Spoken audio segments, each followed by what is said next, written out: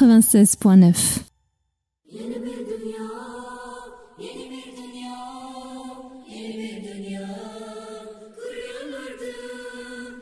Merci à toutes et tous d'être venus pour ce week-end sur le Kurdistan. Donc nous, ça fait un moment, au niveau du groupe anarchiste, ça fait un petit moment que la question nous intéresse pour plusieurs sujets, et notamment les deux sujets qui seront traités pendant ce week-end, c'est-à-dire le confédéralisme démocratique, quelles sont les nouvelles formes d'organisation sociale qui peuvent être mises en place contre des structures non étatiques, et aussi, ce qui nous intéresse, c'est aussi la place des femmes, la lutte des femmes dans la société kurde. Voilà, donc ce sujet sera traité demain. Simplement pour dire que l'organisation générale est un peu chamboulée. Donc ce qu'on se propose, c'est que ce soir, là on fait la conférence sur le confédéralisme démocratique. Ensuite on aura un film de Michael Baudu qui s'appelle Kurdistan, un rêve de printemps. Et ce soir on ferait pas d'animation musicale parce que voilà, on est un petit peu pris de court.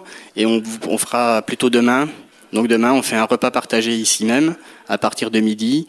Une petite animation musicale après le repas et en milieu d'après-midi, la conférence sur la généalogie.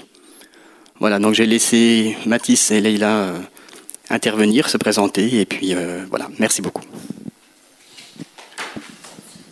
Merci tout le monde, merci pour votre invitation. Du coup, moi c'est Mathis, j'appartiens à un groupe qui s'appelle Initiative pour un confédéralisme démocratique, donc qui est une organisation somme toute récente qui s'est créée en décembre dernier et qui a vocation à informer, à construire de la solidarité autour du confédéralisme démocratique et du mouvement kurde. Donc on intervient en soutien au CDKF.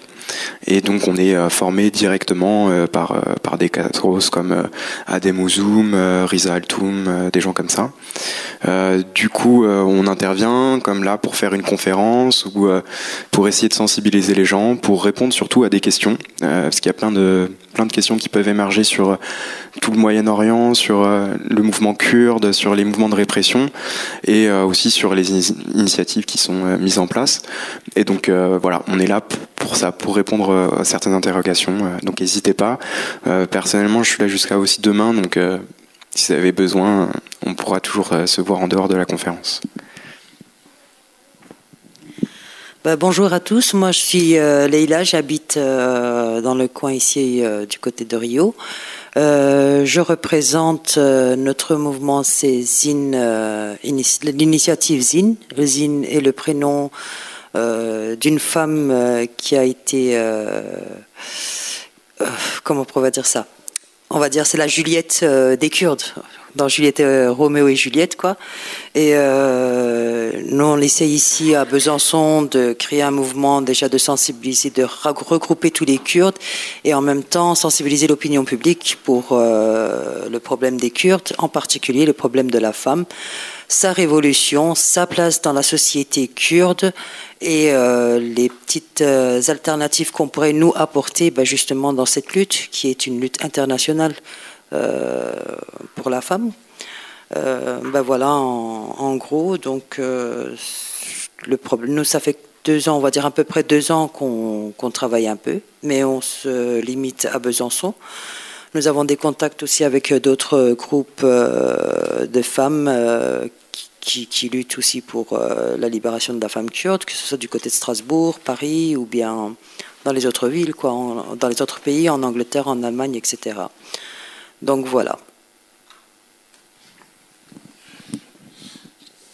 Merci beaucoup.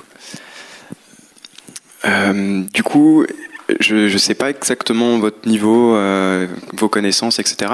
On m'a dit que vous avez déjà suivi des conférences, en tout cas que le groupe ici en a déjà fait. Du coup, est-ce que vous voulez qu'on fasse une introduction assez rapide pour brosser un petit peu le contexte ou pas ? Ou vous voulez plus rentrer dans le confédéralisme démocratique ? Une petite introduction ? Ok. Alors du coup, les Kurdes sont un peuple du Moyen-Orient, ça vous aura pas échappé. C'est un peuple qui est divisé sur 4 pays, donc sur 4 États-nations, qui ne sont pas vraiment des modèles de démocratie. Donc on a plutôt des États autoritaires, despotiques, ou en tout cas c'est des États-nations centralisés, avec souvent un parti parti unique qui maintient l'armée, etc. Donc on a la Turquie, la Syrie, l'Irak et l'Iran. Une autre particularité du peuple kurde, c'est que c'est un peuple montagnard. C'est-à-dire que le peuplement kurde sont, alors pas principalement, mais sont quand même surtout sur les zones frontalières. Les montagnes servant de frontière en fait entre les États-nations, mais c'est quelque chose qui est bien plus ancien que l'arrivée des États-nations au Moyen-Orient. C'était déjà le cas en fait entre l'Empire perse, l'Empire ottoman. C'était les Kurdes ont souvent servi en fait de zone frontalière et de populations du coup qui n'étaient pas forcément sur sous le régime direct de l'autorité centrale et qui pouvait être étant dans la périphérie avoir une certaine liberté, une certaine organisation qui pouvait ressembler en fait à donc ce qui est proposé aujourd'hui le confédéralisme démocratique sur des formes d'organisation de villages où en fait les communautés pouvaient être assez isolés, étant dans la montagne avec l'hiver. Donc c'est des gens qui peuvent parler plusieurs langues. Il y a plusieurs langues chez les Kurdes. Il y a plusieurs religions aussi. Donc c'est pas tout à fait ce qu'on pourrait calquer comme un peu partout avec le mouvement d'émancipation en Europe des peuples, avec le printemps des peuples, etc. Où on avait une langue du coup, dont une nation. Et voilà, pour caricaturer, c'est ce qui est le cas en fait avec les Turcs qui proposent une idée de société où il y aurait qu'une seule langue avec un drapeau. Et donc ça forme une nation, et tout ça est maintenu par une armée. Voilà. C'est pas vraiment le cas pour le Kurdistan qui se développe d'autres façons. Donc pour aller assez rapidement, il y a eu des expérimentations qui ont eu lieu sur le principe politique du confédéralisme démocratique, à la fois donc en Turquie, en Irak, en Syrie et moins en Iran, mais il y a eu des choses aussi. Du coup, là, je suis là pour vous parler un petit peu sur le confédéralisme démocratique, mais n'hésitez pas à intervenir, à poser des questions. Je pense que c'est comme ça qu'on arrive à mieux comprendre, à mieux désamorcer parfois certaines incompréhensions. Du coup, pour le confédéralisme démocratique, ça a été une évolution. Le PKK est un parti qui se fonde en 78, qui rentrera en lutte armée assez rapidement, dès les années 80, 84, déjà dans une lutte armée. Et c'est un parti en fait qui va se définir comme étant un parti guérilla. C'est-à-dire qu'il n'a pas vocation à prendre le pouvoir forcément, mais plus dans une logique où le parti va mener la guerre révolutionnaire. Donc on est déjà dans quelque chose qui peut être différent d'une entité politique qui se crée comme étant une entité politique, mais bien comme une entité qui se comprend comme étant militaire. Et donc dans l'évolution du PKK, qui est passé du marxisme-léninisme, on va dire, à quelque chose qui se rapproche beaucoup plus du municipalisme libertaire, qui se rapproche beaucoup plus de l'expérience de la Commune de Paris, et ça grâce en fait à l'apport de beaucoup d'auteurs qui sont un peu partout dans le monde, des gens qui ont inspiré les mouvements de gauche et notamment les Kurdes. Pour en citer vraiment qu'un seul, et je pense que c'est le meilleur exemple, c'est Murray Bookchin, qui est un philosophe américain, qui est un théoricien du municipalisme libertaire, qui est un théoricien de l'écologie sociale, qui a eu une certaine importance dans un milieu qu'on peut pas forcément connaître en France, puisqu'il a été surtout présent aux États-Unis. Et donc du coup, ces mouvements-là ne sont pas du tout des mouvements staliniens. Parce que souvent on peut avoir voilà, la petite idée, la petite moustache, voilà, c'est la culture du chef et tout. C'est pas sur ça que va se créer le PKK. Au contraire, le PKK va se fonder sur un anti-soviétisme d'ailleurs, où ils vont se souvenir des actions de Staline vis-à-vis des communistes turcs. Pas forcément kurdes ou quoi, je parle des gens qui viennent de toute la région. Il y a eu le congrès de Bakou aussi qui avait fait pas mal de choses. Et du coup, leur idée, ça va être de lutter contre le capitalisme, parce que ce sont bien des anticapitalistes, et de lutter en fait contre les oppressions auxquelles ils font face. Donc ils ont des oppressions qui leur sont spécifiques dans ce contexte-là. Mais leur idée, ça va être de se séparer en fait de l'État et du capital en ouvrant des espaces safe, des espaces où ils n'auraient pas l'oppression du capital et de l'État. Donc ces endroits-là en fait sont assez précieux. parce que ça va permettre aux gens qui sont les premiers concernés de s'auto-organiser et de pouvoir démarrer une lutte commune. Et du coup, dans ce cadre, enfin, à ce moment-là, il faut bien comprendre du coup la distinction entre un parti, disons, que politique et un parti guérilla. Parce que du coup, le parti guérilla va s'occuper de la lutte armée, mais il ne va pas avoir une dominance dans ces espaces qui sont des espaces de réflexion et qui sont énormément des espaces d'expérimentation. Donc, moi, j'ai en idée ce qui s'est passé un peu en Turquie, où ils ont toujours réfléchi à avoir un parti légal pour se présenter aux élections, etc. Et en fait, en prenant les élections, ils ont réussi à avoir des majorités au niveau municipal dans certains endroits du sud de la Turquie, dans le Kurdistan. Et de ces moments-là, ont pu émerger des maisons de quartier, maisons des femmes, maisons des jeunes. Et du coup, des programmes qui sont pas forcément que dans le village, mais qui vont être des rassemblements entre municipalités. Et en fait, dans cette logique-là, ça va pas du tout être l'État turc qui va pouvoir s'en mêler, puisque ce sont des choses qui sont vraiment à l'échelon local, qui vont au début pas un très grand raisonnement, mais en fait avec le temps ça va finalement émanciper toute une partie de la population qui s'était un peu éloignée aussi. Je parle des jeunes générations qui sont plus proches moi j'ai 28 ans, j'ai rencontré des gens qui ont mon âge là-bas et qui m'ont dit nous la lutte armée on en a trop souffert. C'était un peu un constat dans les années 2000. Voilà, on en a trop souffert à un moment donné et du coup il fallait expérimenter autre chose. Est-ce qu'il n'y aurait pas aussi une possibilité de lutter contre le capital, lutter contre l'oppression, lutter contre l'État en dehors de la lutte armée? Bon, ça a été des expériences. Ça a été un moment où, par exemple, il y avait Erdogan qui arrivait avec l'AKP dans les années 2000, qui avait des discours très rassurants, des discours d'ouverture, de réconciliation, presque pro-européens aussi à des moments. Tout ça, ça n'a pas duré. Voilà, vous savez l'histoire, vous avez vu ces dernières années comment ça s'est passé. On est retourné à peu près au niveau des années 80. Là, ces dernières semaines avec ce qui se passe en Irak, pareil.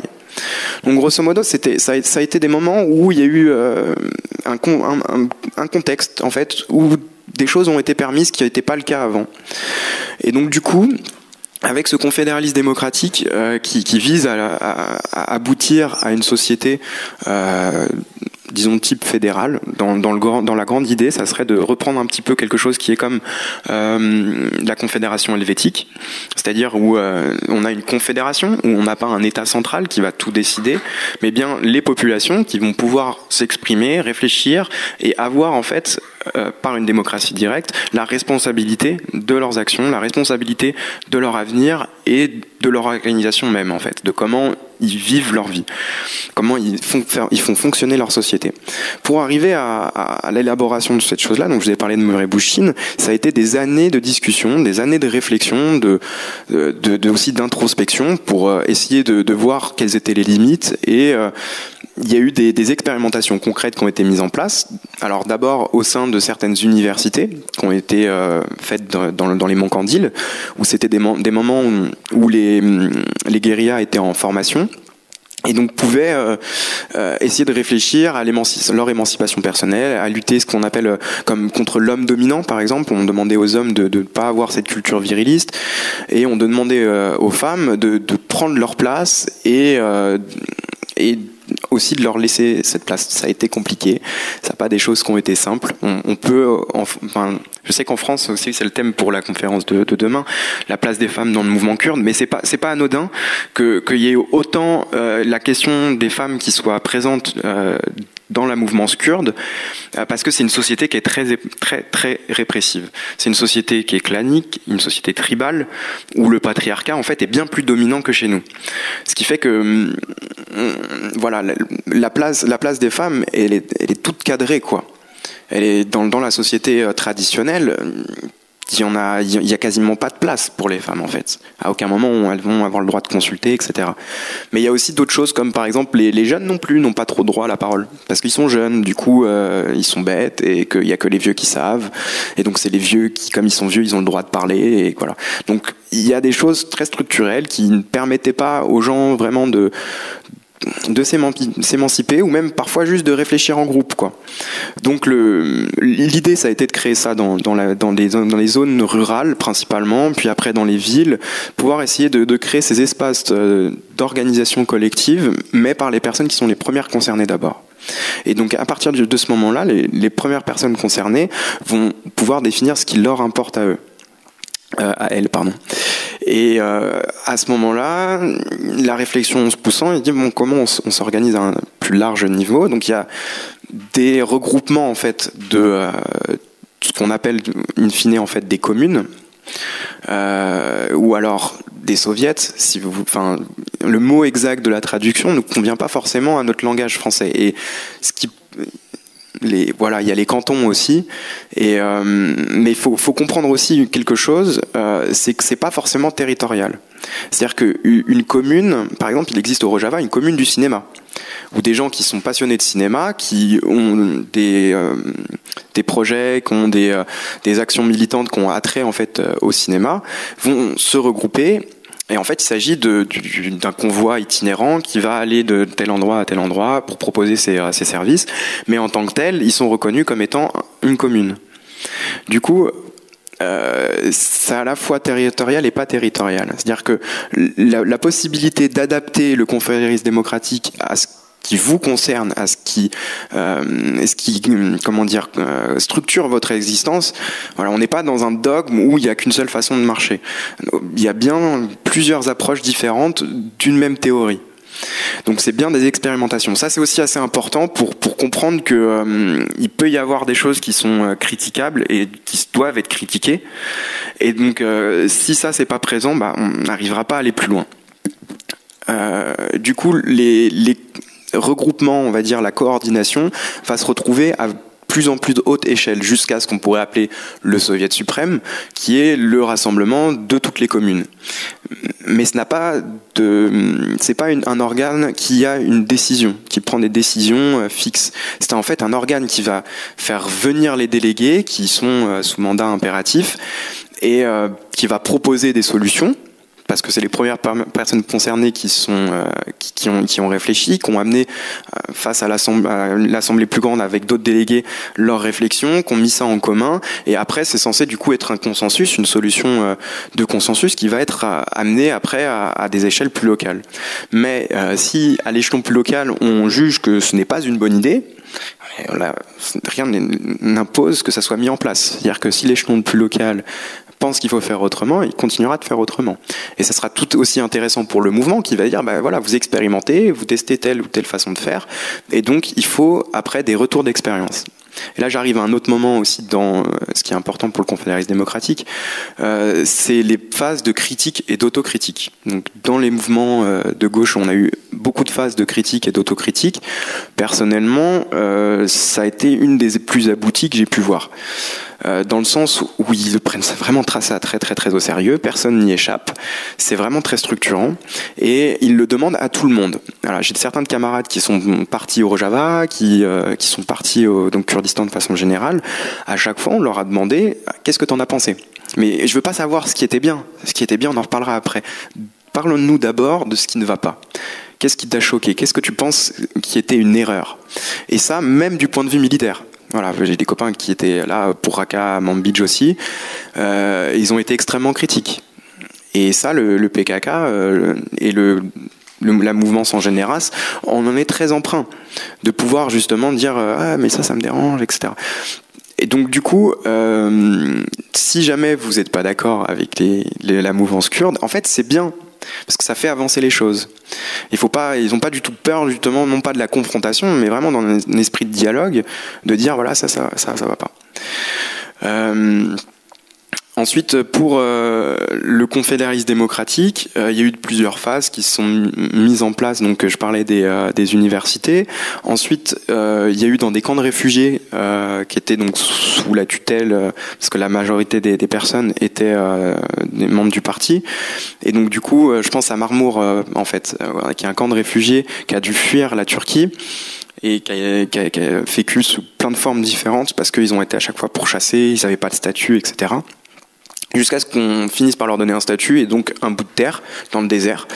Le cadeau de Saddam envers les Kurdes ne sont jamais très très sympas. Mais vu que c'était leur terre, ils ont dit ok, on n'y bougera pas, on va vivre là. Aujourd'hui, ils sont entre 14 et 16 000 personnes à vivre dans ce camp qui est devenu un village, presque une ville. Et c'est le laboratoire en fait du confédéralisme démocratique. Comme il y a eu une majorité de personnes qui étaient déjà convaincus, ils ont pu le mettre en place, et donc ça reste différent de la théorie. Parce qu'à chaque fois qu'il y a une mise en pratique, il y a un contexte spécifique, et donc c'est adapté.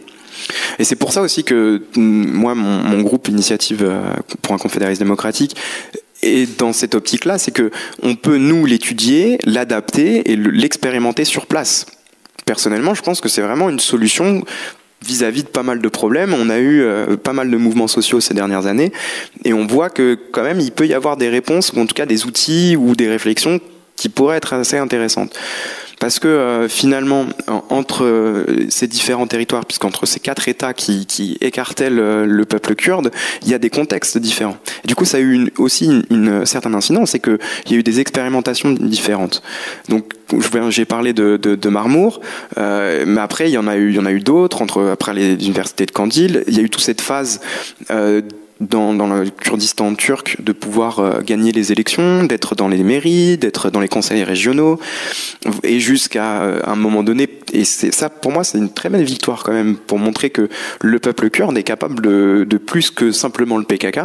Ça a été aussi un moment où avec le HDP, ils sont arrivés à 13% des voix au niveau national, à avoir une représentativité dans l'Assemblée nationale, et donc en fait à jouer le jeu aussi d'une certaine manière, à dire on a un parti qui s'adresse pas que aux Kurdes, qui s'adresse à tout le monde, on a un parti qui est progressiste, qui permet de réfléchir sur l'avenir de la Turquie et de la région sous différents angles, qui est pas justement tout l'inverse de l'AKP, qui est aujourd'hui très réactionnaire et rétrograde. Et donc ces expérimentations, elles vont mettre en place un certain nombre de personnes. On a 3 camarades qui ont été assassinés à Paris, et c'est aussi un exemple qu'il ne faut pas oublier de personnes, voilà, qui ont lutté d'une certaine manière pour amener ces réflexions-là. Après le confédéralisme démocratique, on en vient à se dire que il faut essayer quelque chose en dehors du peuple kurde, parce que du coup en Turquie c'était très dans les zones majoritairement kurdes, et donc au Rojava, toute l'utilité en fait du confédéralisme démocratique est encore une fois prouvée dans la recherche de la paix. Alors, je m'explique un petit peu, mais le confédéralisme démocratique, c'est aussi cette dimension de vivre ensemble, au-delà de la simple communauté kurde, ou de la simple population, mais bien sur les enjeux de frontières, les enjeux de tout ce qu'on appelle du roman national, l'identité nationale, etc. Dans les régions qui ont subi le pan-islamisme, qui ont subi le pan-arabisme, il y a de réelles fractures dans les sociétés, il y a des réelles fractures entre les différentes populations. Et en fait, le confédéralisme démocratique, maintenant que ça fait quelques années qu'il est pratiqué, on voit que c'est capable d'apporter une certaine stabilité, une certaine paix, une certaine entente entre ces populations-là. Et ça, c'était aussi tout un enjeu du confédéralisme démocratique, qui était quelque chose qui n'était pas voué simplement pour les Kurdes, mais bien une réflexion qui se porte au stade de l'humanité tout entière, en disant qu'on a trouvé quelque chose qui, en tout cas dans l'expérimentation, valait le coup.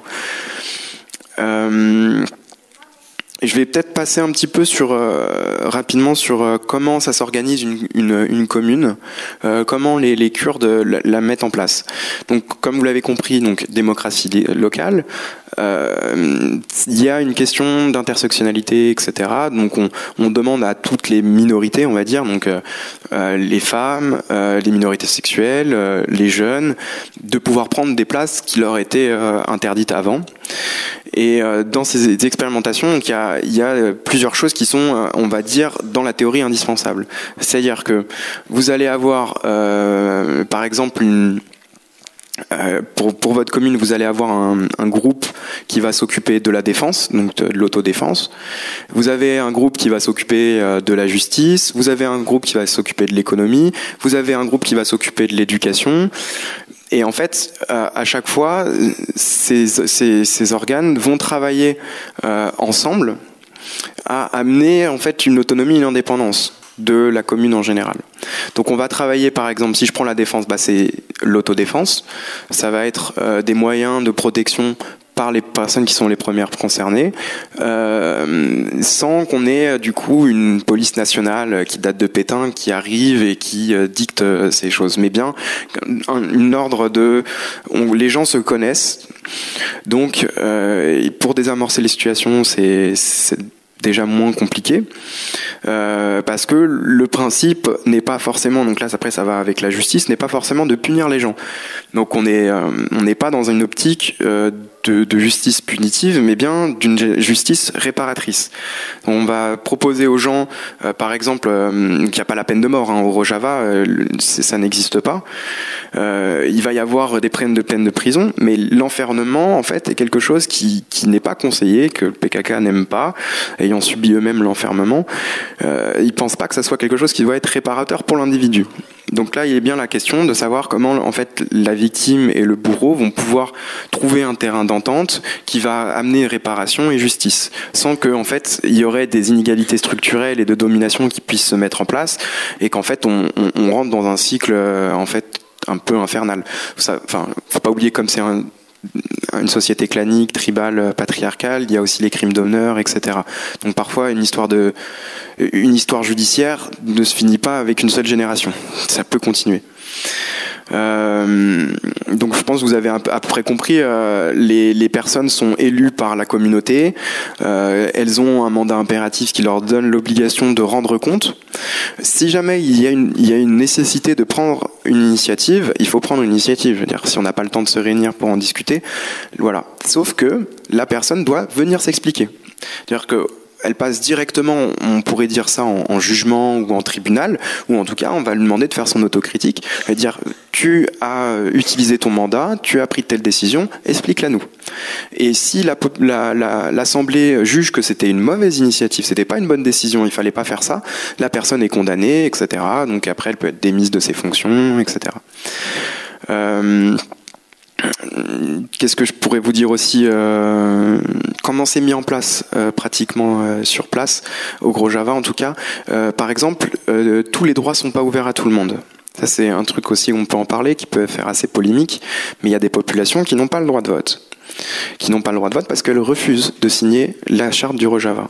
Donc comme c'est des gens qui refusent en fait le cadre du confédéralisme démocratique, qui sont pas forcément par ailleurs des tenants d'une autre idéologie, ça peut être des gens en fait qui peuvent avoir peur des Kurdes et donc avoir un sentiment d'insécurité, donc ne veulent pas participer. Ou alors ils peuvent avoir une idéologie et il y en a qui sont, voilà, donc ça peut être pro-régime, mais la plupart du temps face à ces personnes-là, c'est surtout des populations qui sont en fait qui sont proches de l'État islamique en fait, qui sont pro-Daesh et qui n'ont pas fui ou qui sont revenus, etc. dans leurs terres et qui sont contre les Kurdes.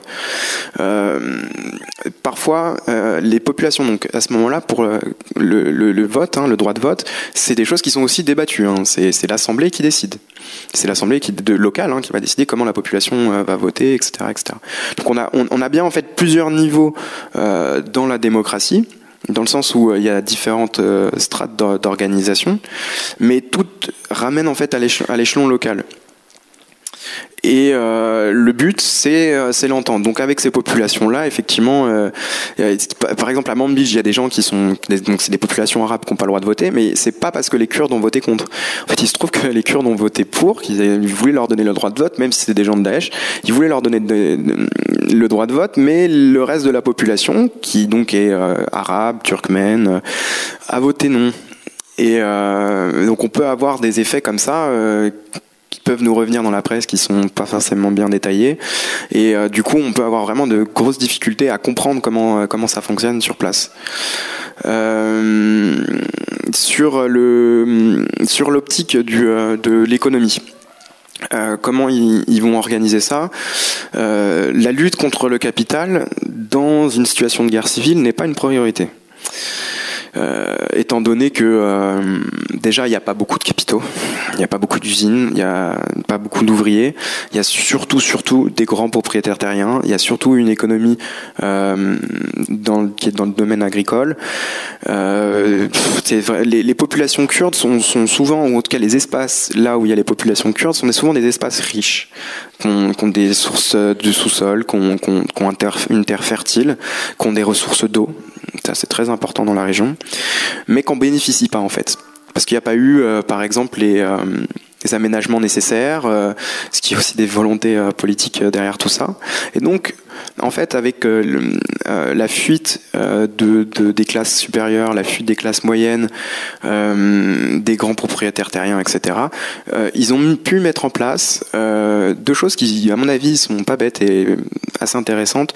C'est les conseils de réconciliation, c'est-à-dire que si quelqu'un revient, un grand bourgeois, grand propriétaire terrien revient et dit ça c'est à moi, en fait c'est mes terres, il peut demander du coup ses droits. Il a une reconnaissance de ses droits sur sa propriété, etc. Mais on va lui faire remarquer que c'est pas lui qui travaille, que c'est ses ouvriers agricoles, et que ces ouvriers agricoles, ils sont pas partis, et que eux, ils ont continué à travailler sur cette terre-là, et donc légitimement, ils en ont la propriété d'usage. Et donc il va falloir repenser cette question de propriété, etc., etc.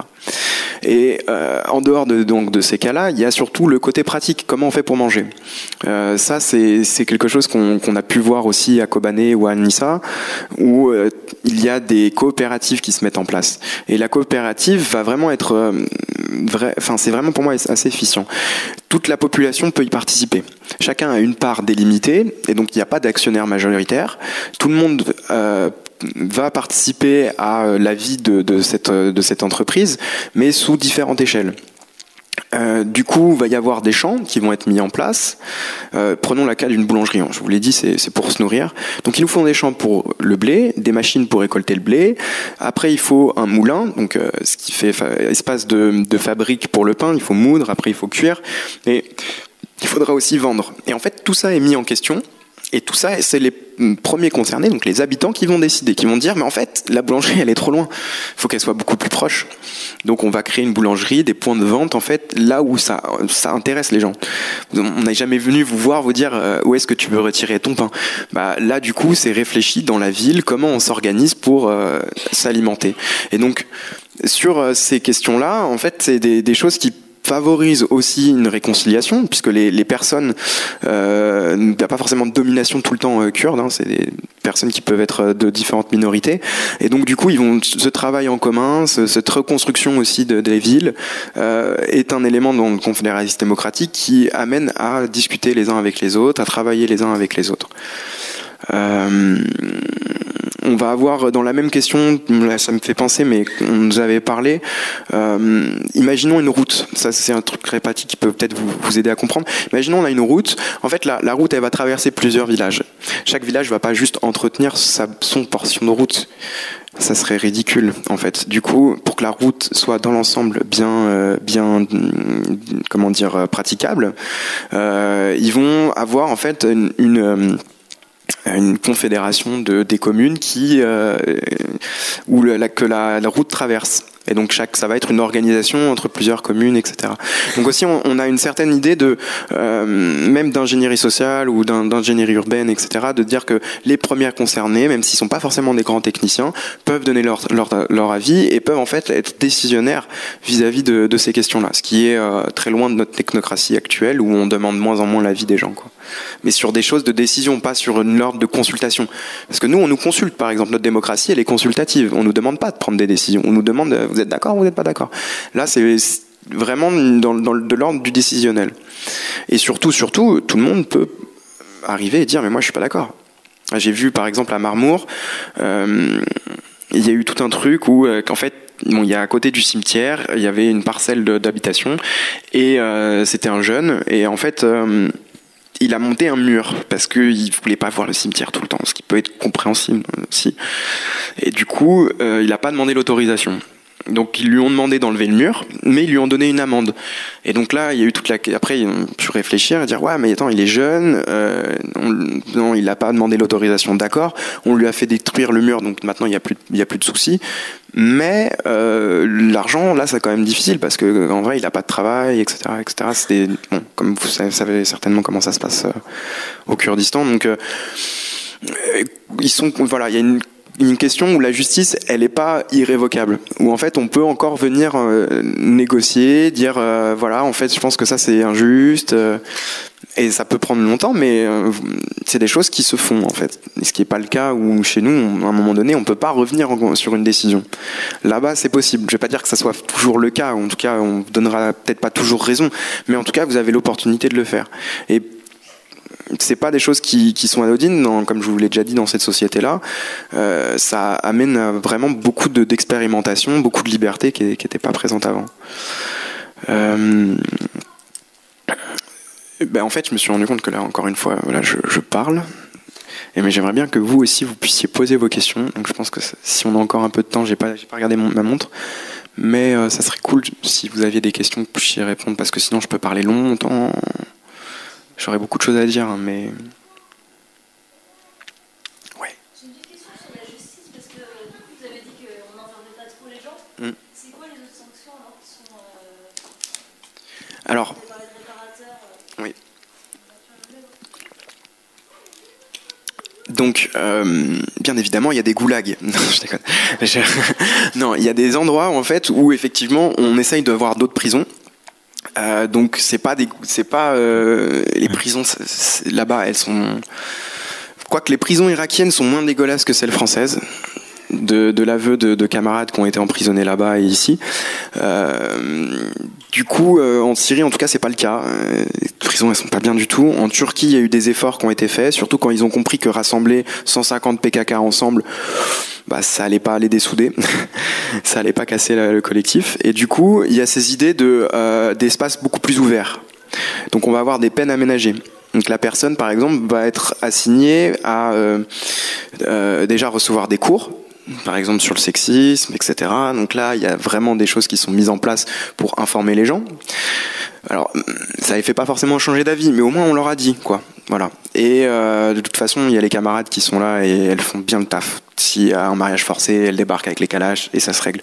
C'est des cas extrêmes, mais voilà, ça reste pas que dans l'ordre de la théorie. Du coup, il va y avoir des moments où ça va être négocié avec la famille, où on peut demander réparation vis-à-vis, par exemple, tu vas travailler pour la personne. Donc, comme souvent c'est une société agricole, voilà, tu viens donner un coup de main au champ parce que tu peux pas forcément payer d'amende. On a vu le cas d'une fois d'une personne qui avait agressé sexuellement une femme. Sauf que en fait il y avait un accord de mariage entre ces deux familles. Du coup, il est en prison vis-à-vis de quelqu'un comme ça. Effectivement, ils le mettent aussi dans un premier temps. Tout le monde, à un moment, va y passer aussi. Mais donc ils l'ont mis en prison, mais ils étaient pas à l'aise vis-à-vis juste cet objectif de le mettre en prison. Et en fait, la première concernée, elle aussi, elle n'était pas d'accord. Elle trouvait pas que c'était quelque chose de juste, en fait. Et donc ils en sont venus à avoir une réflexion. Et ça a été fait en 2004, non, fin 2014. Donc c'est dans un village pas loin de Kobané. Ça a été assez intéressant parce que du coup il a fait son temps de prison, il a fait 6-7 mois, je sais plus, à peu près 6 mois de prison, qu'il est sorti après. Et en fait les 6 mois, ça a été le temps aussi qu'il y ait ces négociations là qui se passent en fait. Et après il a pu sortir. Et en fait, il a eu un travail de réhabilitation et un travail de sensibilisation sur le féminisme, sur l'égalité des sexes. Et en fait, comme je vous ai dit, pratique de l'autocritique, c'est assez intéressant. Il a fait une autocritique donc publique, au tribunal, etc. Et en fait, l'ensemble de la population qui était présente a jugé que, en fait, il était sincère. Que déjà l'entendre dire que les femmes et les hommes sont égaux, qu'il n'avait pas à se comporter ainsi, qu'il comprenait sa situation, enfin voilà, donc on voit qu'il y a des choses qui sont faites. Après, c'est une capacité de transformation sociale qui est très importante. Ça, c'est l'objectif du PKK, c'est la transformation sociale. Et c'est pas lui qui le fait directement, hein. C'est bien dans le mouvement kurde, dans l'idéologie.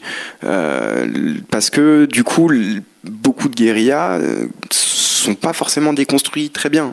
Ils viennent de la société kurde, qui est oppressive, donc voilà, il le reste encore un peu, tu vois. Donc c'est des choses qui sont en train de changer dans la société parce que il y a une volonté de les faire changer, mais ça change petit à petit. Il faut pas croire que par exemple tout le monde est égaux, que ça y est, non, pas du tout. T'as fini? C'était après. Parce que je reviens au même. Il parle de la transformation que le PKK essaie d'emmener dans la société. En fait, en résumé, il lutte contre deux fortes oppressions. Une qui est à l'intérieur de la société kurde elle-même, et une contre l'oppression extérieure, qui est la Turquie, la Syrie, l'Irak et l'Iran. C'est que les Kurdes est une société tellement complexe, que ce soit au niveau religieux, que ce soit au niveau tribal, que ce soit au niveau entre guillemets, le respect des grands et des petits. Quand il disait que les jeunes n'avaient pas le droit à dire leurs mots, oui, c'est vrai. C'est parce que c'est une culture tellement ancrée que ça vient encore de l'Empire Mède. C'est vrai que, comme il dit, le PKK, son deuxième but, on va dire, voire même son co-but, hein, en même temps que l'indépendance, la libération du peuple kurde, c'est aussi enlever cette, comment on pourrait dire ça, cette mentalité où l'homme le plus grand dit tout, c'est lui qui a le droit de parler et les autres n'ont rien à dire, et la femme, de toute manière, ça encore moins. Un garçon de 14 ans était mieux considéré qu'une femme de 60 ans. Dans une société comme ça, on arrive dans une société comme ça, on a beaucoup évolué, mais c'est tellement ancré dans la mentalité kurde qu'on a du mal. Alors, quand je reviens aux punitions qu'on donne, ça me fait penser aux enfants. Quand ils font une petite bêtise, la maîtresse lui fait copier 150 fois, je ne dois pas jeter. Nous, le PKK, son but, c'est de savoir que la personne réfléchisse sur elle-même. Pourquoi elle a agi un tel, qu'elle se mette dans la position en fait, de la victime aussi, pour comprendre, et puis comme ça, de commencer de là aussi une certaine transformation. C'est voilà, si il a commis une faute sur une femme parce que dans sa tête la femme voilà c'est le diable, hein, d'après la religion c'est le diable, donc elle n'a pas à me chercher, on va dire. Ils vont lui faire comprendre, enfin ils vont lui donner ce moment d'isolation pour lui permettre de réfléchir. Enfin je dirais emprisonnement, c'est plutôt une isolation pour qu'il réfléchisse. Du fait que si ce serait sa mère qui aurait été dans cette situation-là, comment? Parce que la mère, c'est quand même sacré. Ce serait sa sœur, question d'honneur. Donc, pourquoi? Donc, on va essayer il va toujours voir, hein, il y aura toujours ceux qui sont responsables de la garde, ils vont toujours être en communication avec eux, mais ils vont l'orienter sur sa réflexion. Et, entre-temps, bien sûr, essayer de trouver la solution au problème, on va dire si c'est dû à une femme, à un homme, si c'est dû à un bout de terre, hein, entre frères, parce que des fois il y a des conflits pour juste 1 centimètre de terre, hein, parce que le grand frère a pris une petite partie du petit frère. Ça peut aller des combats qui vont jusqu'à s'entretuer, hein. C'est encore malheureusement vécu aujourd'hui, de nos jours, hein, dans les 4 parties du Kurdistan même, hein. Donc c'est tellement complexe que en fait, le PKK s'est donné aussi comme l'un de ses buts, c'est d'enlever toutes ces mauvaises pensées ou tout ce qui est bien ancré, hein, dans le sang des Kurdes, hein, pour essayer, parce que c'est une population un peu arriérée, on va dire, qui ont été loin de l'éducation nationale. Ceux qui ont été éduqués ont pris la mentalité des Turcs ou des Syriens ou des Irakiens. Donc, pour essayer d'enlever tout ça, c'est toute une grande lutte qui demandera des années et des années et des années encore, comme nous aujourd'hui. Je suis arrivé à un certain stade, mais ça ne veut pas dire que j'ai tous les droits comme mon mari, quoi. C'est encore une lutte qu'on vit au quotidien. Les petits, c'est pareil. C'est que jusqu'à présent, ils avaient le droit de rien dire. Mais là, aujourd'hui, on va quand même demander, peut-être que lui, il va penser d'une autre manière que nous, on n'aurait pas vu. Même si des fois ça n'arrange pas les grands, mais bon, après on essaie quand même de... En fait, le PKK a imposé un peu cette culture-là, justement, pour un peu élargir une vision des choses. Voilà, c'était juste pour compléter ce que tu disais, quoi. Je t'en prie. Ouais, d'autres questions ou on passe à quoi? D'autres questions, oui.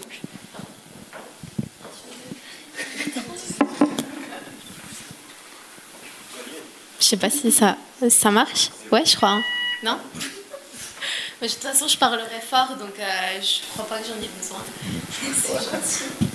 Moi, c'était juste pour nuancer le propos de Leïla, c'était pour dire que oui, donc oui, alors une société que le peuple kurde soit arriéré, c'est un fait, c'est des choses qui arrivent, mais il y a aussi, il faut nuancer en disant que on a d'innombrables religions parmi nous, même si on a la majorité musulmans, et qu'il y a des religions qui avaient des mœurs déjà un peu plus ouvertes, déjà plus prêtes à accueillir la mentalité et l'idéologie que le PKK voudrait donner.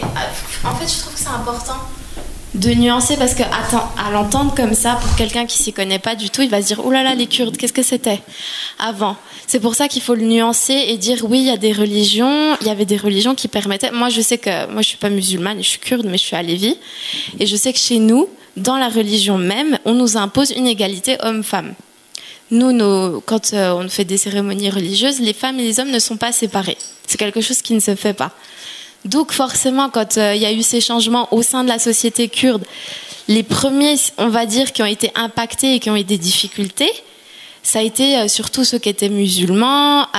Alors moi, je ne me prononcerai pas pour les Yézidis parce que je ne sais pas du tout. Et voilà, donc il faut nuancer. Oui, il y avait de l'archaïsme, etc., du patriarcat, je suis d'accord. Mais pas que. Il y avait déjà des personnes qui étaient déjà prêtes à accueillir ces mentalités-là progressistes.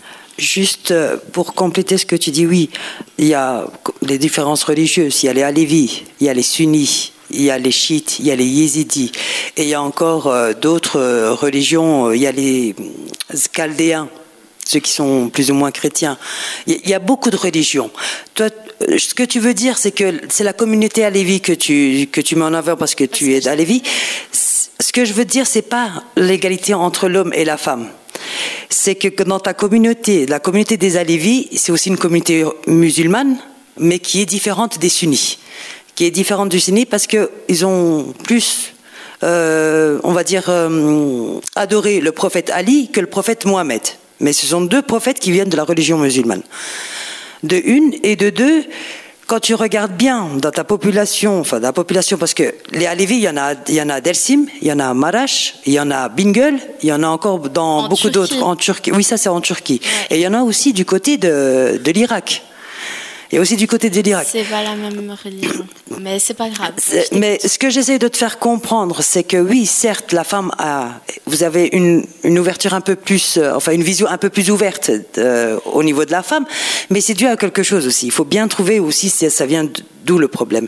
C'est que ces régions-là ont été les régions où elles ont été plus assimilées que d'autres régions. Les Maraşti, c'est une région qu'ils ont été tellement opprimés qu'ils avaient peur du voisin. À la maison, ils n'avaient pas le droit de parler kurde. Donc, le voisin qui entendait son voisin parler kurde allait tout de suite les porter plainte comme quoi ils ont parlé kurde. Donc, du fait que ça a été des régions vraiment où pour la Turquie, où que la politique d'assimilation a été tellement concentrée sur ces régions-là que la plupart des gens ont fui, s'est investi obligatoirement, je dis bien obligatoirement, ont été obligés de vivre avec la mentalité turque qu'on leur a imposée. Donc ils ont eu le droit à l'éducation nationale plus facilement que dans les autres régions kurdes. Ils ont eu le droit à beaucoup de choses parce que justement ils n'avaient pas le choix, ils avaient peur, ils avaient plus confiance en qui que ce soit. Donc automatiquement quelqu'un qui a été éduqué a une autre vision des choses. Mais tandis que dans les régions, du côté... C'est pas ce que je voulais dire. Non, parce que là, tu m'emmènes en Turquie, mais avant qu'il y ait une Turquie, les Alevis étaient là aussi et ils avaient déjà cette mentalité-là. Mais c'est pas du tout là où je voulais en venir.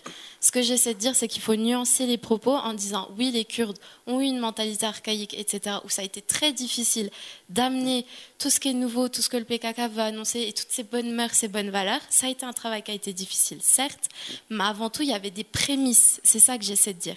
C'est qu'il y avait déjà des personnes qui étaient déjà prêtes à recevoir cette mentalité. Moi, je suis pas en train de parler de la Turquie, de ce que voilà, de l'éducation. Non, mais aujourd'hui, c'est des choses qui viennent en plus, mais c'est pas ce que je voulais dire. Et c'est pas grave, je vais pas centraliser le débat là-dessus, mais c'était juste pour nuancer en disant oui, les Kurdes, certes, sont archaïques, etc., et ont eu beaucoup de difficultés, mais avant, il y avait quand même des prémices. Ça serait il y en a dur toujours eu. Parce que sinon, dans toutes les populations, il n'y aurait pas eu ce progrès. Dans toutes les populations, c'est pour ça. Mais les progrès, ce que je veux dire, c'est que les progrès, il faut bien comprendre la source des problèmes pour pouvoir trouver. Certes. Ouais, je t'entends. C'est pour ça. Parce que moi, j'essaie de surligner surtout, c'est que oui, il y a ça, mais ça vient de telle source, si tu veux. C'est ce que j'essaie de surligner. Ouais, mais il y en a plusieurs, etc. Voilà, après, voilà, comme tu dis, chaque communauté a ses propres... sur cette question, et ça sert à rien. Moi, c'était juste pour nuancer, pour dire que oui, le progrès a été possible. Oui, mais s'il a été possible, c'est que bien avant, il y avait déjà des prémices présentes dans la société. C'est juste ça. C'est tout ce que je voulais dire. Non, mais s'il y a une révolution qui s'entame, c'est quelque part, déjà, il y a déjà des personnes qui étaient prêtes. Voilà, c'est ça. C'est ça. Donc, dans tous les cas, que ce soit une révolution religieuse, comme une religion, on va dire nationale, comme une religion une révolution économique ou une révolution de sexe, c'est que pour pouvoir créer ça, c'est qu'il y a déjà des personnes qui sont plus ou moins ouvertes ou bien prêtes à faire ce changement-là, quoi. Dans tous les cas. Est-ce que quelqu'un d'autre a une question ? J'aimerais bien rebondir en fait sur l'intervention qu'on a eue là, cet échange. Pour moi, ça montre en fait un petit peu, ça peut peut-être permettre de mieux comprendre ce qu'est le PKK. Le peuple kurde n'est pas unifié, il n'est pas uniforme. Il y a vraiment énormément de gens différents, avec plusieurs langues, etc.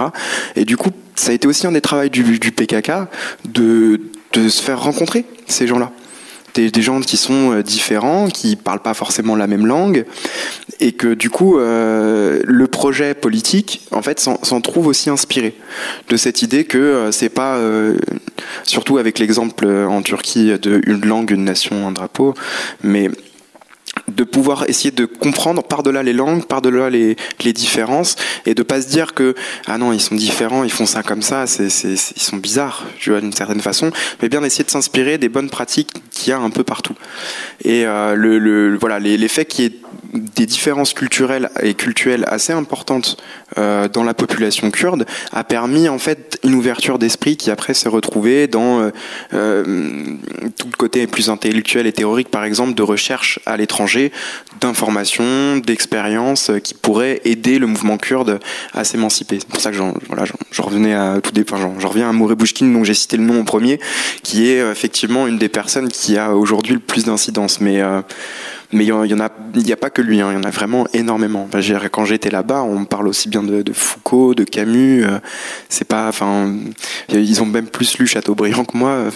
C'était assez intéressant. C'est vraiment des gens qui sont cultivés aussi. Il y a cette recherche de culture qui n'est pas endogène, on va dire, si je m'exprime bien, je crois. S'il vous plaît, des questions.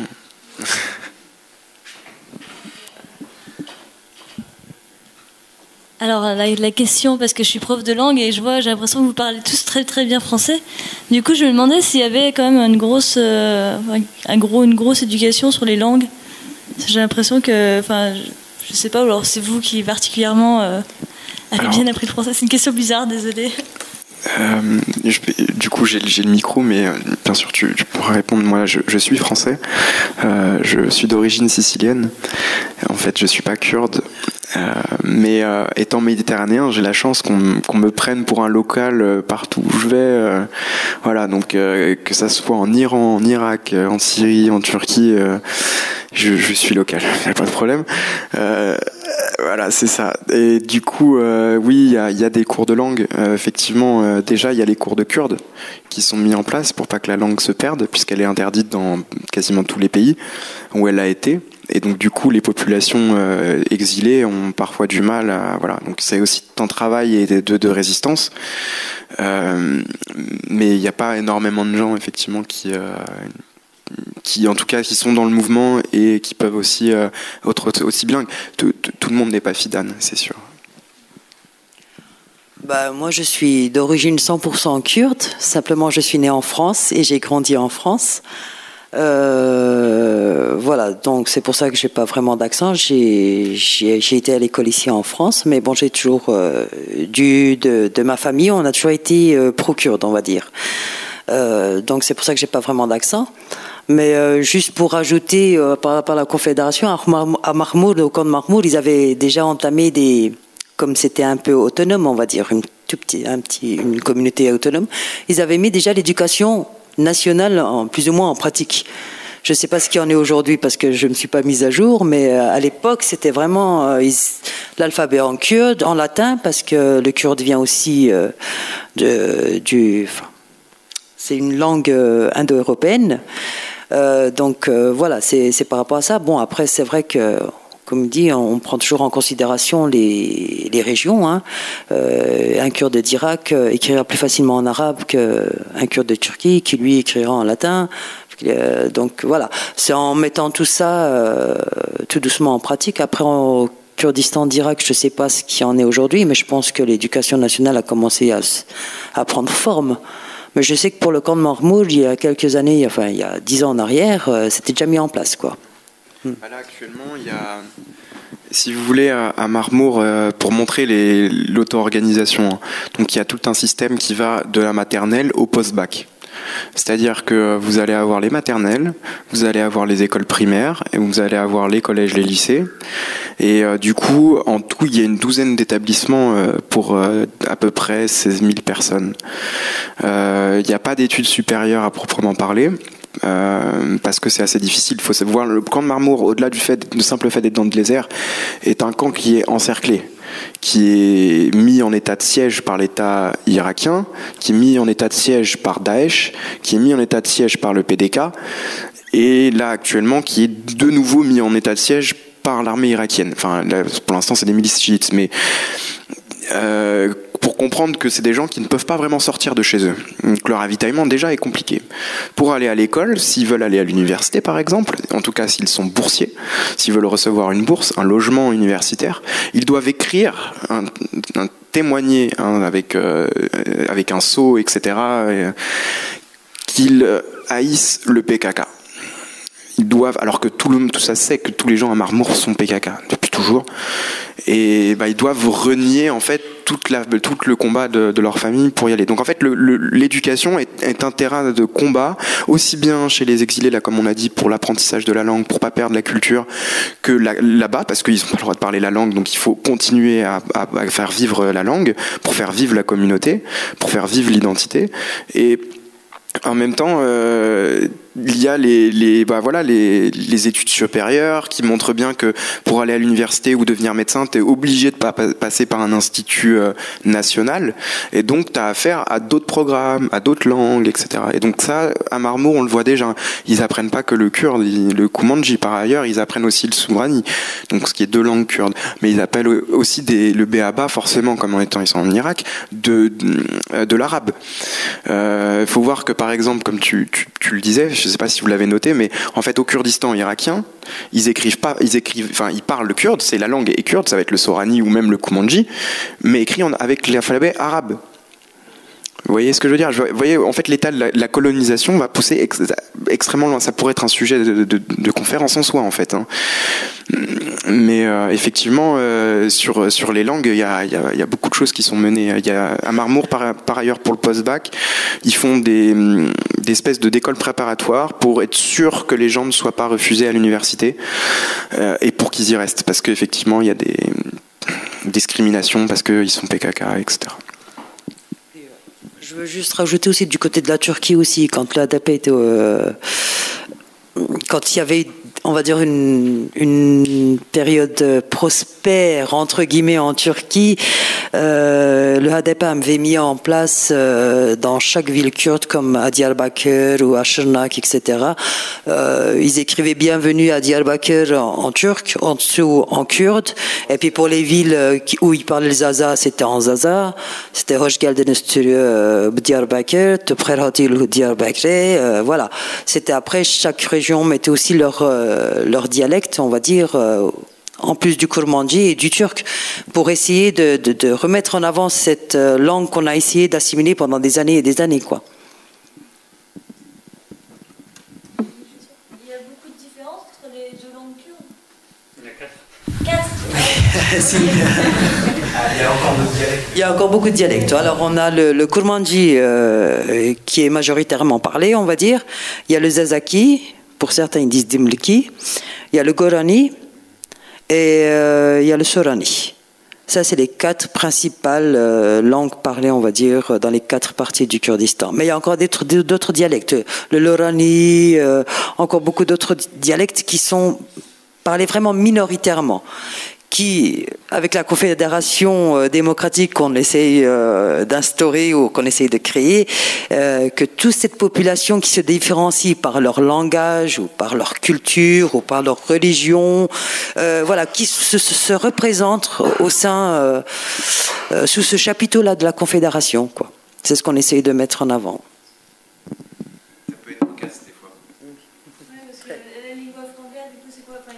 Les gens ensemble pour parler, ils utilisent... Déjà, c'est ça, oui. Déjà, en Turquie, pour quelqu'un qui ne parle pas le kurmanji du tout, ou bien pour les Kurdes de Turquie, je dis bien, quelqu'un qui ne parle pas le kurmanji du tout, ou bien quelqu'un qui ne comprend pas le zazaki du tout, leur langue commune, ça va être le turc. Ou bien pour 2 personnes qui ont grandi en français et qui parlent une des 2 langues, ça va être le français. Donc là, pour le moment, c'est ça. C'est ce qu'on essaye de, justement, casser. Parce que, comme je vous dis, un Kurde irakien se sentira plus irakien qu'un Kurde de Turquie plus un Turc. Donc, on va se différencier de là. On a tellement été divisés, tellement été opprimés, que c'est ancré, vraiment ancré. Alors, pour enlever tout ça, pour purger les Kurdes de toutes ce mauvais sang, on va dire, qui coule dans les veines, c'est très dur. Donc la confédération, d'où est l'une des meilleures solutions qu'on a pu justement déterminer pour pouvoir tout réunir et tout reconstruire sur une bonne base, quoi, où que tout le monde se sentira représenté, libre et distinct, quoi.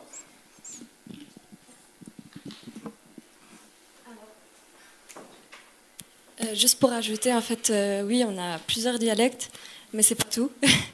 Parce que on peut, par exemple, moi je parle le kurmanji, mais il y a certaines personnes kurdes qui parlent le kurmanji qui ne me comprennent pas forcément.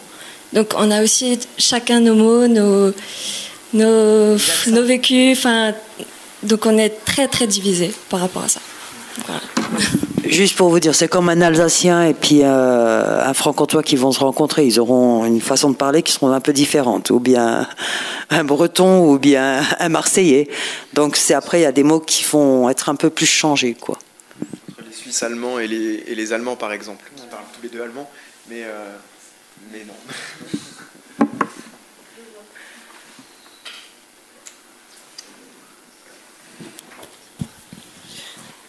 Oui, je voulais revenir un peu en arrière sur le poids des religions, justement, parce que je pensais au rapport homme-femme, et on sait que le religieux, là-dedans, ils ne sont pas très pour l'égalité, quoi. Donc quel est le poids de la religion dans ce mouvement qui se dessine?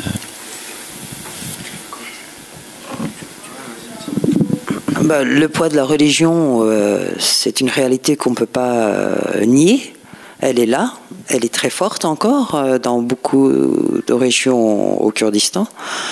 Après, voilà, c'est qu'au niveau de la confédération, comme on disait, c'est que chaque religion et chaque, on va dire, communauté qui parle une langue différente des unes et des autres, On essaie de représenter tout ça. Maintenant, ce qu'on va essayer en fait, ce qu'on voulait faire, ça c'est pour demain, c'est que le poids de la religion sur la femme, ce qu'on essaye de faire, c'est justement de considérer la religion telle qu'elle, de respecter les croyances des gens, mais de faire comprendre qu'une communauté sans femme ne peut pas être une communauté, qu'il n'y aurait pas de suite. Donc, ce qu'on essaye de faire accepter, de faire comprendre, c'est que justement, que ce soit musulmane, alévi, yézidi ou quoi que ce soit, une femme a sa place dans la communauté. Donc, si elle est un des piliers centraux pour la famille, c'est qu'elle l'est aussi pour la communauté. Un enfant sans maman, il est plus perturbé qu'un enfant qui a la maman et le papa à côté.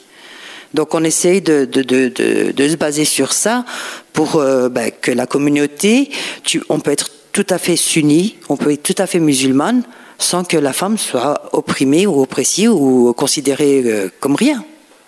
Donc on essaye de casser tout ça. Ce n'est pas encore gagné, hein, c'est loin d'être gagné, mais la lutte elle est en cours et tous ceux qui sont plus ou moins sympathisants de la lutte du PKK, vous pouvez savoir que dans la famille, la femme a déjà plus de mots à dire que dans d'autres familles qui sont encore loin de cette lutte.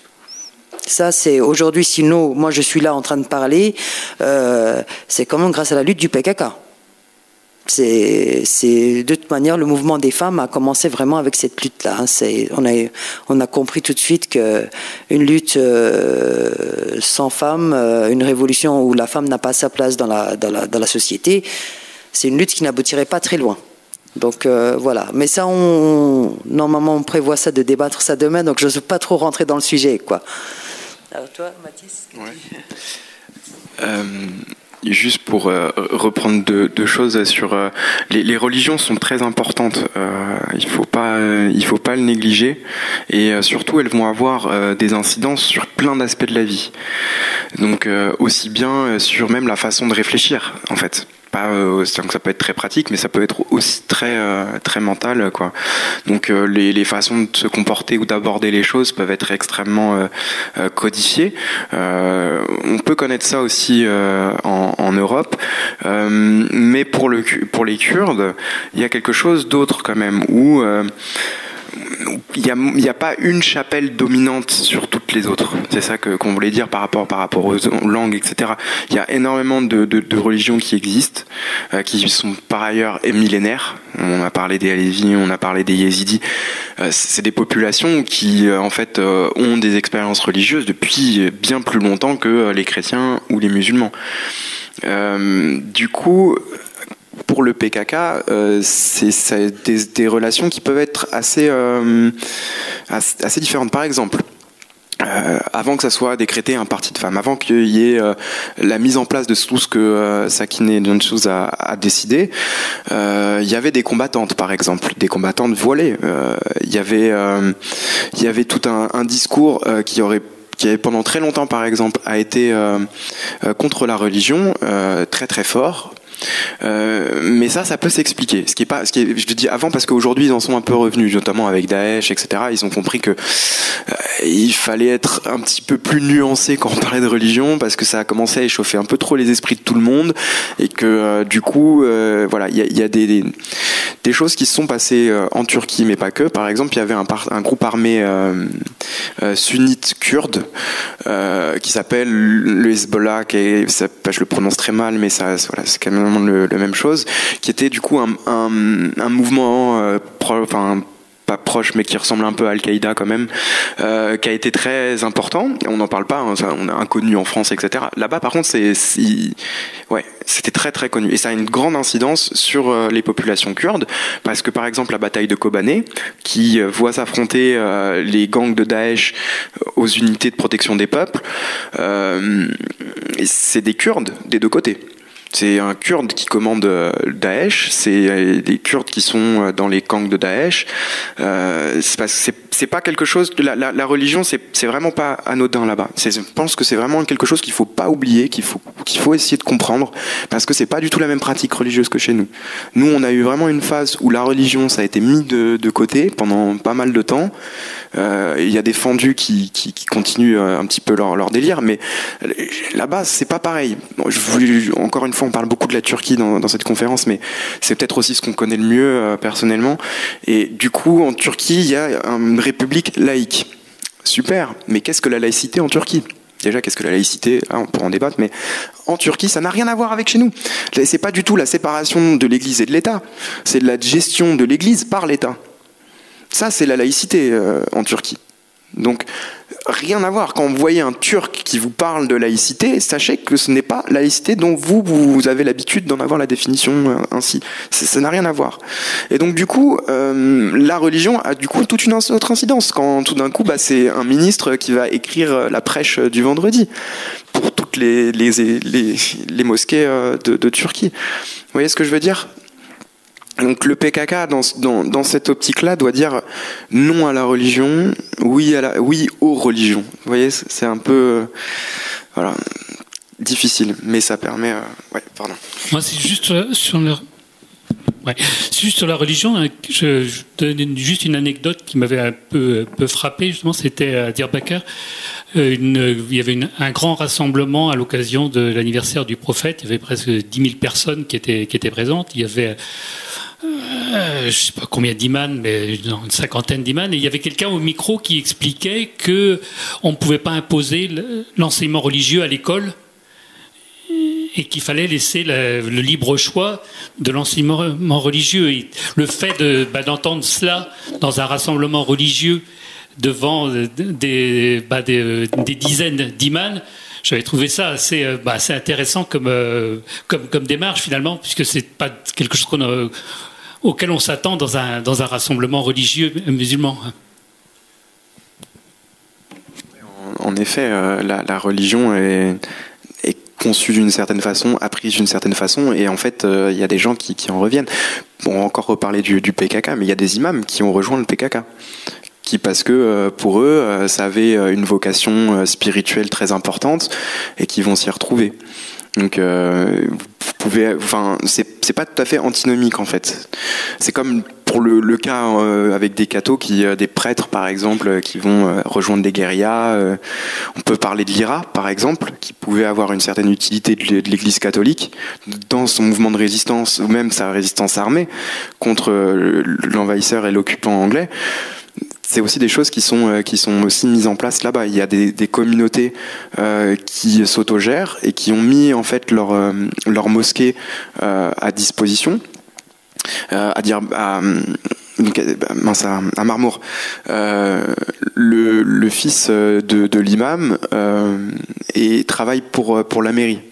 Et en fait, ils ont aucun problème. Au contraire, on n'arrête pas de faire des séminaires sur la religion pour voir comment on peut la faire évoluer, comment on peut la faire vivre dans le confédéralisme démocratique, dans l'ouverture à tout le monde, etc. Donc c'est vraiment marginal. Pour le coup, c'est vrai que c'est pas quelque chose qui est forcément amené un peu partout. Faut pas se leurrer. Mais il y a des réflexions qui existent dans ce sens. Tout à fait. Moi, je voudrais revenir un petit peu sur le confédéralisme démocratique. Tu disais effectivement que c'est un projet pour le Kurdistan, mais beaucoup plus largement, qui pourrait être transposable à plein de situations dans le monde. Est-ce qu'il y a des expériences apparentées au confédéralisme démocratique qui sont testées dans la zone turque, mais plus loin du Kurdistan, ou est-ce que ça reste quand même localisé ? Il faut qu'il y ait une forte présence militante pour le faire vivre ou pas ? Alors, la question est effectivement très intéressante. Est-ce que ça peut être possible en dehors du Kurdistan et en dehors d'espaces où est présent le parti ? Donc effectivement c'est le cas. Il y a des endroits dans les villes effectivement où il y a des quartiers qui sont contrôlés parce que les populations sont du parti en fait.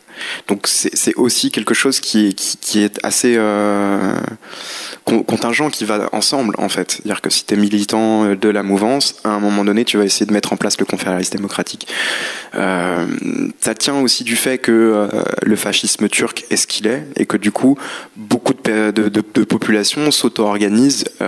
Voilà, des partis politiques tiennent leur quartier, aussi bien des anarchistes que des Mao, que des Stal. Et donc du coup, il y a ces expériences où l'État turc ne peut pas rentrer.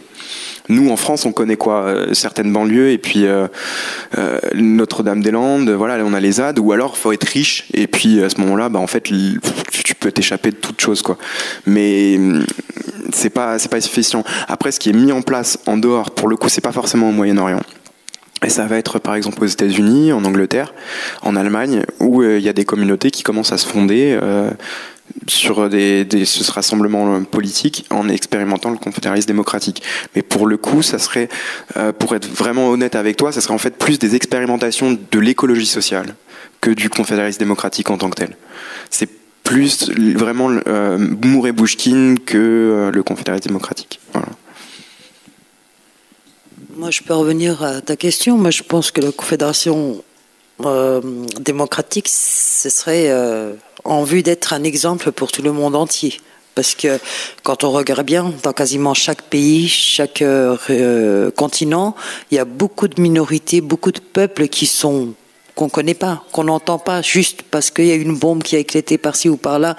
On entend parler d'eux, mais vite fait, de temps en temps à la une des journaux, mais on connaît encore beaucoup pas de communautés, que ce soit en Asie, comme les Tamouls.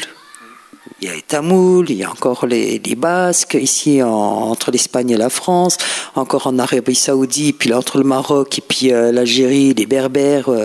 Il y a beaucoup de peuples qui n'ont pas d'autonomie ou bien n'ont pas de reconnaissance, d'identité. Donc ce serait un exemple justement pour le monde entier.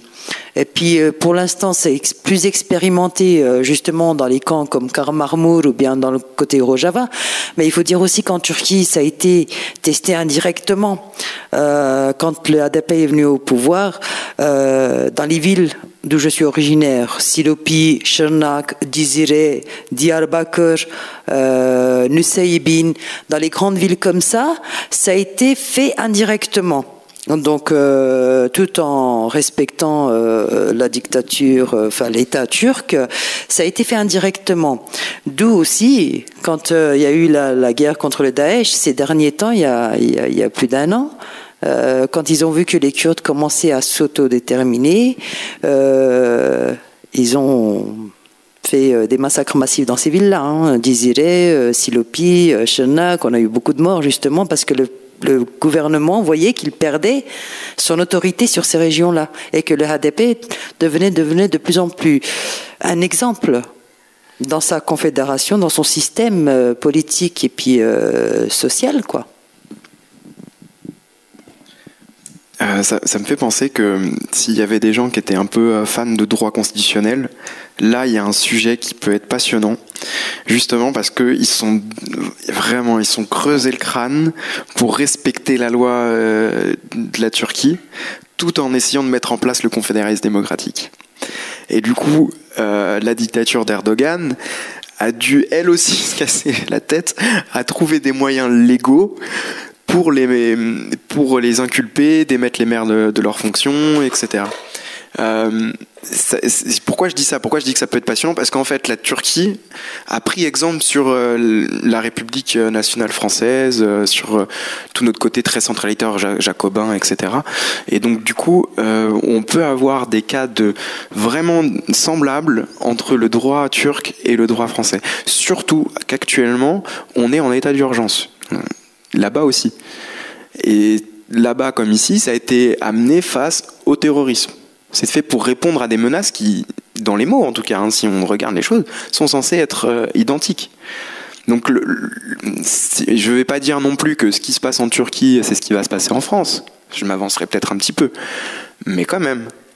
Mais quand même, il y a des passerelles du droit qui montrent qu'ils peuvent faire des choses très oppressives tout en respectant la légalité. Et on peut ne pas s'en rendre compte du tout. Mais vraiment, en Turquie, il y a énormément de gens qui ne savent pas du tout ce qui se passe, qui pensent que tout est légal. Voilà, comme on peut le voir un peu en Espagne, il y a des gens qui votent pour leur autodétermination et puis on leur dit que c'est pas légal, même si ça fait partie de la base de la Constitution, ce genre de choses. Écoutez, on reste à disposition, on sera là aussi demain. Si vous voulez rebondir, n'hésiterez pas demain à nous reposer des questions.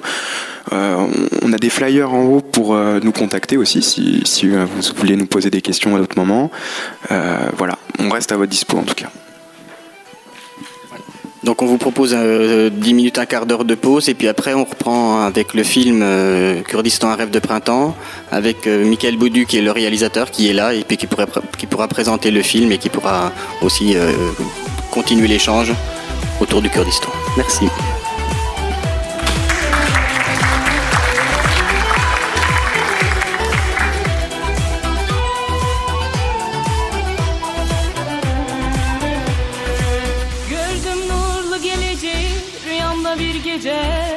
Işıklar yayıyordu her yer sessizce. Ahenkle işleyen saat gibiydi. Bir gül silinip gitmişti karanlık geceler. Ahenkle işleyen saat gibiydi. Bir gül silinip gitmişti karanlık geceler.